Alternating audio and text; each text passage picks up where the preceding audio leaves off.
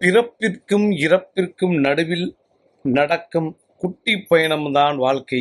அரசனாக இருக்கலாம், இளவரசனாக இருக்கலாம், படித்தவனாக இருக்கலாம், படிக்காதவனாக இருக்கலாம். ஒரு தடவை மட்டுமே இவ்வுலகில் வாழ்வதற்கு அனுமதிக்கப்படுகிறது. அதை சாபமாக மாற்றுவதும் வரமாக மாற்றுவதும் நீ வாழும் வாழ்க்கையில் இருக்கிறது. உனக்கு துரோகம் இழைத்தவர்களை நீ ஒருபொழுதும் பழிவாங்க நினைக்காதே. அதை காலத்திடம் ஒப்படைத்துவிட்டு நீ அமைதியாயிரு.